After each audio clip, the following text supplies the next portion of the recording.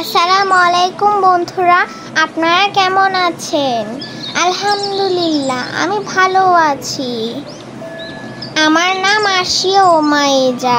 এটা আসলে আমার ভাইয়ার চ্যানেল। আসলে আমি তোমাদের সাথে আগে পর্বগুলোতে কথা বলতে পারিনি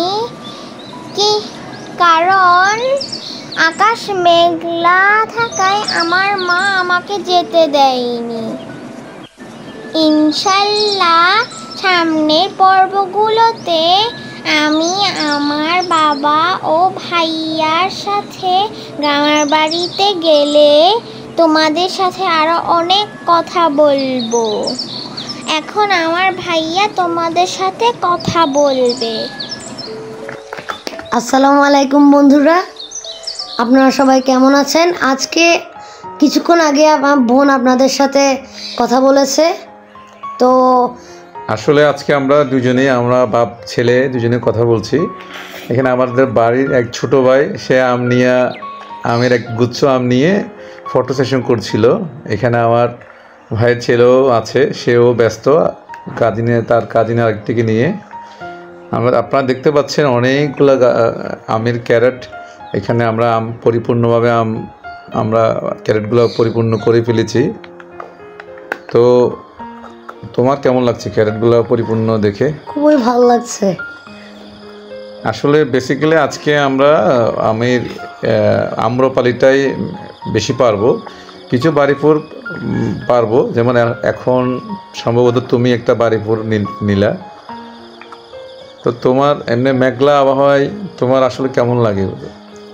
হ্যাঁ, মেঘলা আবহাওয়ায় আম পাড়ার মজাই আলাদা।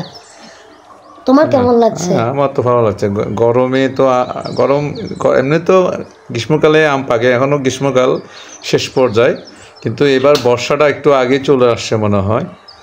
আপনারা দেখতে পাচ্ছেন এইগুলো হচ্ছে আম্রপালি। এই আমগুলো খুবই সুস্বাদু এবং আমার সবচেয়ে পছন্দের আম, আমার ছেলেরও খুব পছন্দের।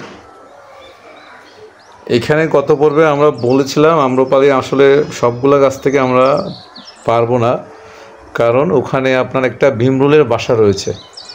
ওটা খুব রিস্কি, কারণ ওইটা এখনও আমরা আসলে লোক জোগাড় করতে পারছি না।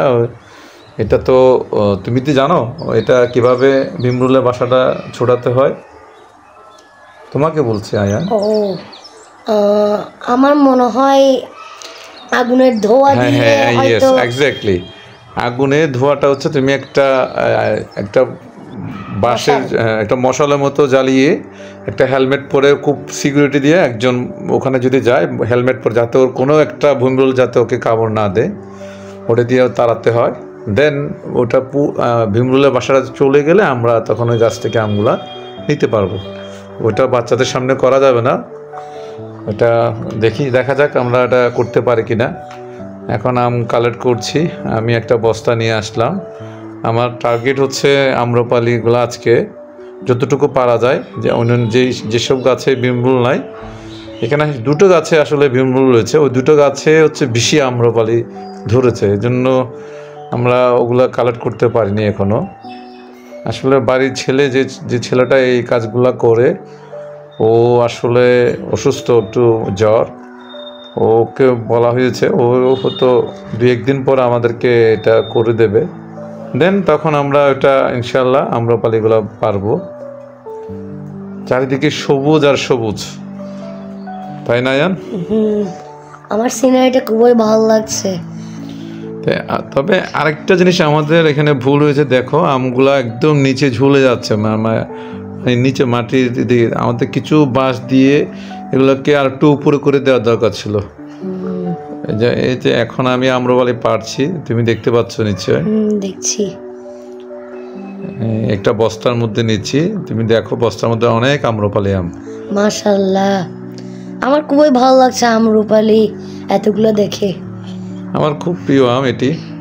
আর আসলে আমাদের বাংলাদেশে আবহাওয়াতে আম্রপালিটা রাজশাহীতে খুব বেশি হয়, এবং চট্টগ্রামে আমাদের এই এরিয়াতে আপনার খাগড়াছড়িতে খুব বেশি ভালো ফলন হয়।